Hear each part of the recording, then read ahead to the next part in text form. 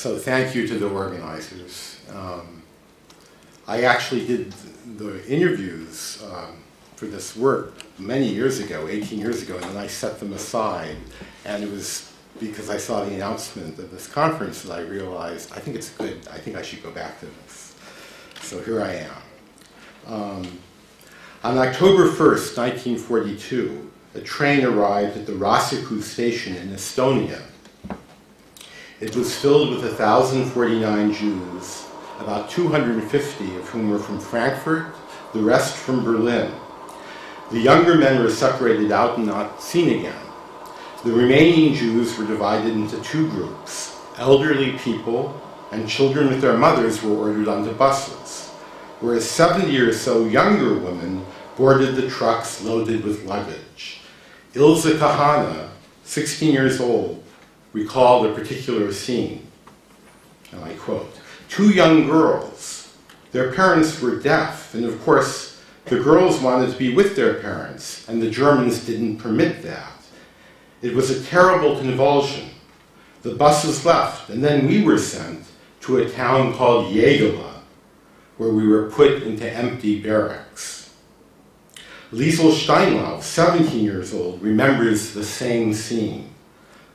"I see two girls in front of me putting their parents up, and the Germans didn't want to let them go with them.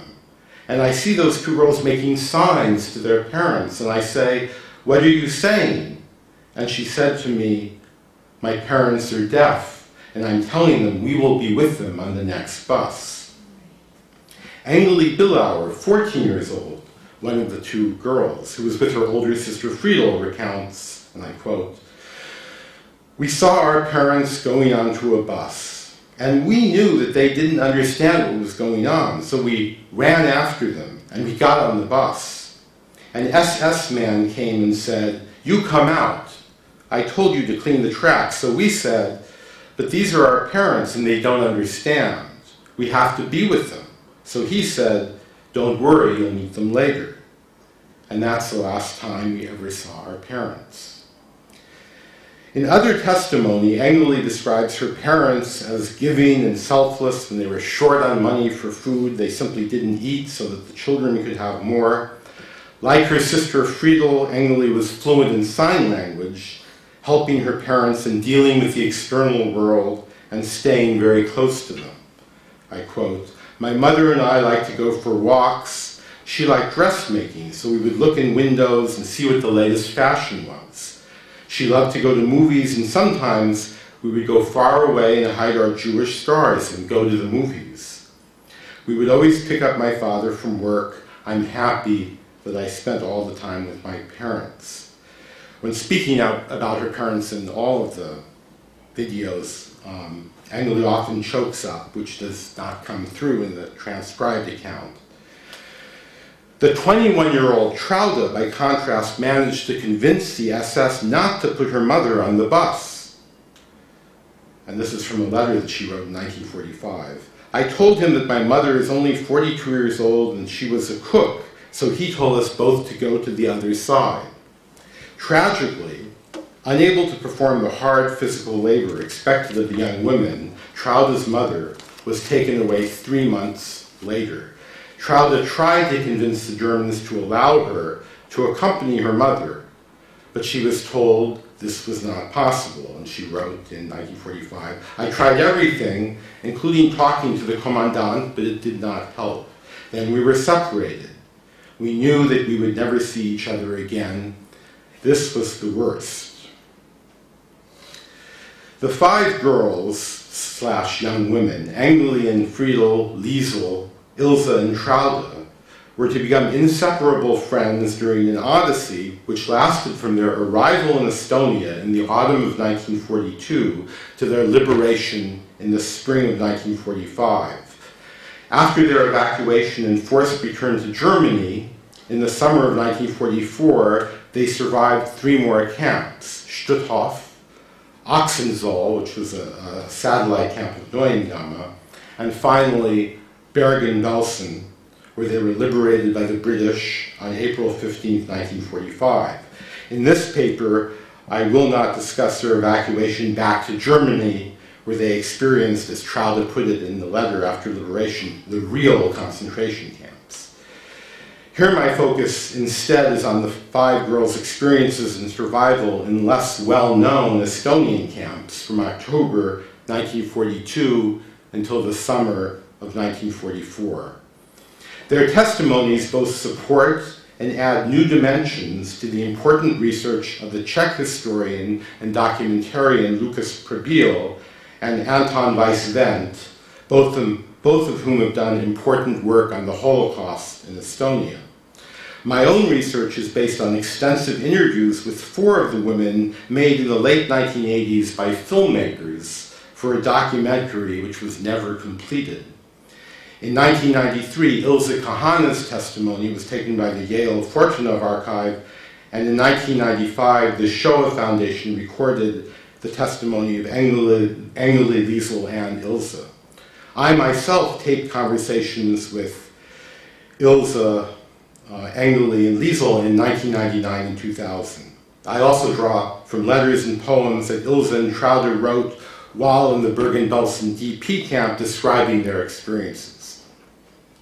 In the Estonian hinterlands, these 5 young women were bound together by their German Jewish background, which also played a central role in their unlikely survival.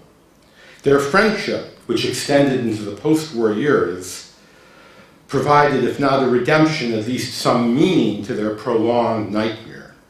Perhaps most importantly, the loss of their parents represented a core trauma which bound the girls together, each in a different way. The fate of the 5 became intertwined at the moment of their deportations. Prior to that, they came from very different backgrounds. The sisters, Engele, 14, and Frieda, 19, raised by deaf parents, were active in the community of deaf Jews centered around a school in Berlin. At the time of deportation, Frieda was a slave laborer at Siemens, but was allowed to accompany her family in the deportation. Liesel, 17 years old, the daughter of Polish Jews who resided in Frankfurt, was forced in 1941, along with a group of 120 other girls, to leave Frankfurt and her parents to work in Berlin in forced labor, also for Siemens. She managed to visit her parents in Frankfurt one more time, the last time she saw them. She tried to join them when they informed her of their imminent deportation, but was unsuccessful. Traude, the eldest at 21, was married at age 19, and she, along with her husband and mother, were deported to Estonia together. Upon arrival, however, the husband was sent to the Riga ghetto. She never saw him again. Traude recounted how, before their deportation, and I quote, "Our mothers tried to persuade us to leave Germany, but we would not leave because they could not come along. They wanted us to go because a lot of other grown-up children had left and the parents stayed. But both mothers did not have husbands anymore at that time, and it was not the time to leave a mother alone." End of quote.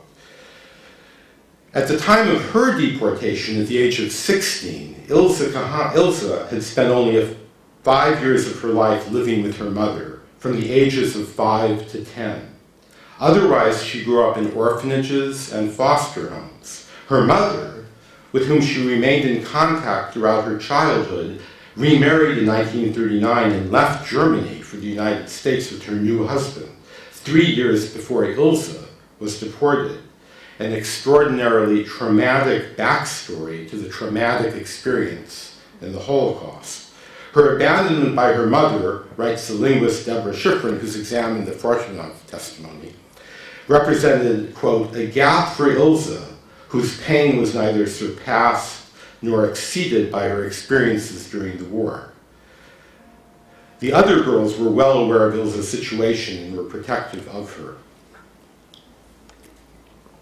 Upon arrival in Estonia, after their separation from the other Jews, the girls were placed in the barracks at a transit camp called Engele for several months. Here they encountered about 150 young Czech Jewish women who had arrived from Theresienstadt about 3 weeks earlier. The Czech Jews met the German Jews with mistrust. "You Germans are Hitler. One of the girls remembers the Czech saying. In her oral testimony, Hanna Kankova, one of the Czechs, remembered, "We were stupid, we were young, we were inexperienced, and we simply didn't understand that the German girls were not just Germans, they were Jews who had suffered longer than we had. They were not guilty," end of quote. After 3 months in Engele, the Czech and German girls were brought to Tallinn, where they were placed in the central prison, 10 to a cell, although the cells were meant for 6. They were isolated from the rest of the prison population. They worked 10 hours a day, rebuilding a shipyard which had been destroyed by bombs. The rations were minimal, a bowl of watery soup and a piece of bread in the afternoon and raw fish in the morning. While they experienced mistreatment and the work was backbreaking, there were no selections or executions. The need to organize became apparent, and in Ilse's words, they became a bit streetwise, finding ways to get extra food from Estonian workers. They also benefited from the foreman of the worksite, Fritz Hohmann, a working-class man from Frankfurt, and not a Nazi. He was extremely helpful to the girls. The fact that they were Germans, some of them coming from Frankfurt and speaking his dialect, clearly appealed to him. They demonstrated their gratitude after the war by sending him food and even invited him and his wife to New York City, paying for his trip. In their conversations with me, Liesel and Engele both expressed doubt as to whether he would have been so nice to men or to older women. Nevertheless, he treated them, as well as the other German Jewish girls, decently. He treated us like human beings, said Liesel. On December 11, 1943, the female Jewish prisoners were taken by SS guards to a train and sent deep into northeastern Estonia. The conditions were far worse than they had been in Tallinn. They were taken to a camp in the oil shale region in northeastern Estonia known as Ereda. The girls worked in deep snow, cutting down trees, forced to stand for long hours in roll call. Liesel and Traude volunteered to work at a new camp known as Goldfields, and the others soon followed. Here, too, they initially performed heavy labor in the freezing cold and deep snow, and in every sense, the conditions were now different from the way they had been in Tallinn. Whereas in Tallinn, all the prisoners had been German and Czech girls, or young women, and they had worked under civilian administration. They were now under the command of the SS, and the majority of their fellow prisoners were Yiddish-speaking Jews from the Kovno and Vilna ghettos. Here they heard about the ghettos and they heard about the death camps. And they learned some rudimentary Yiddish to communicate with the other Jews. There were men along with women prisoners, and they were exposed to arbitrary violence, killing, and the threat of rape from the SS. Their inability to protect their parents continues to be a recurring theme in their testimonies. Liesel describes several incidents about which she continued to have nightmares after the war. One involved a Jewish capo beating an older man during roll call, and she remembers. Slowly, I watched a Jewish man once hit another Jewish man, and I got so obsessed with it that I walked out of the roll call and I went over to him and I said, "How could you do that? That could be your father." I remember it like today. It was cold, winter, we were standing at a Appel. Mr. Katz was his name. He couldn't stand straight.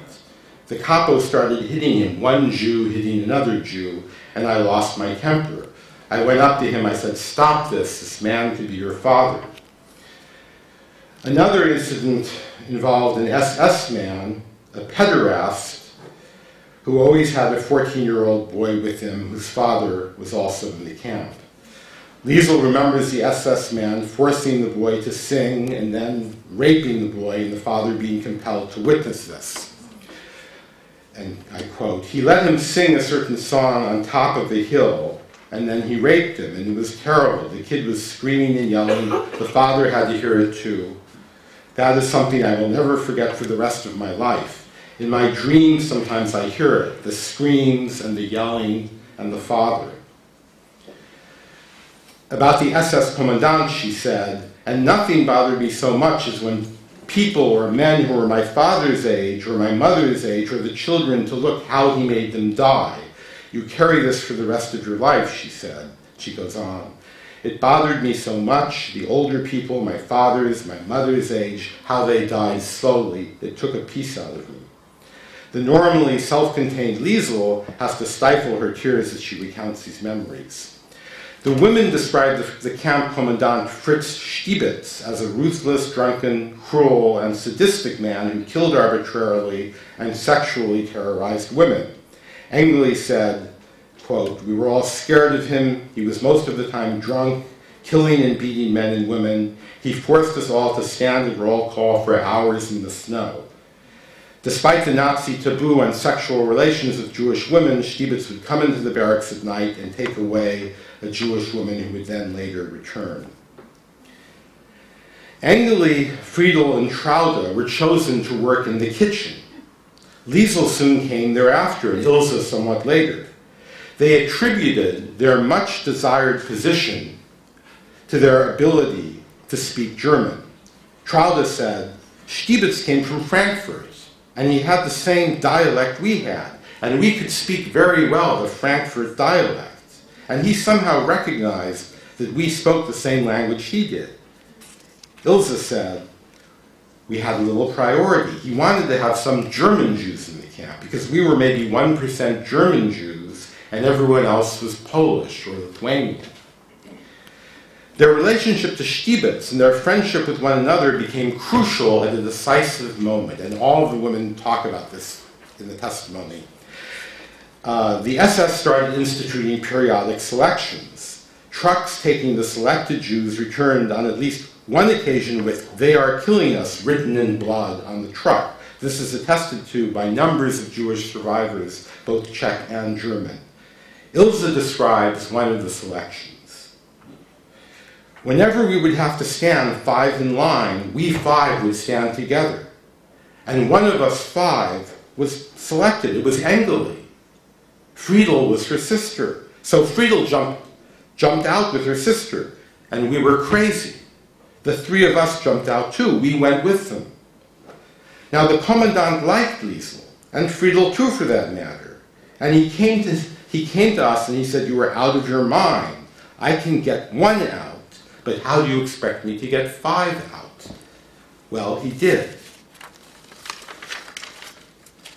In her testimony for the Shoah Foundation, Ilse added, "He replaced us, of course, when I think of it today, and 5 other people besides us were chosen. No one ever heard of them again." Curiously, one of the Czech women survivors reported to the historian Lucas Probil that as a result of what the 5 German girls did, she and some of the Czechs also stepped forward and were saved. "It is because of those girls that I live today," she avows with gratitude. Yet the German girls have no memory of this. In explaining why they volunteered, Ilse said, "The only reason that I tell this is because there was a strong Kameradschaft. Frieda did it because it was her sister. Traude did it because I think she had lost already a lot, because her husband was deported, her mother was taken away from her. I think she was disillusioned enough to say, either I'm going to make it or break it with these 5. So to conclude, what do these testimonies tell us? And there's a lot more I could say, but this is a brief sample. The fact that they were all native German speakers helped them greatly. It drew home unto them as young, frightened girls who spoke his language. It also gave them a somewhat protected position in the harsh conditions of goldfields, including their privileged position as kitchen workers and the SS man Stiebitz's intervention on their behalf. Perhaps most importantly, their similar loss drew them together. As Engele poignantly stated, they were all children without parents, united by terrible loss and extreme vulnerability. Their friendship was absolutely central to their survival. They looked after one another in a brutally hostile and dangerous environment. Despite the destruction of their families, they formed a new one in the camps. "We were sisters," said Liesel. "If one was in trouble, the other would help." And Engele remembered, If we had one piece of bread, we would divide it 5 ways. Their solidarity was a lifeline and a form of resistance. In defiance of the Nazis, these girls asserted their humanity.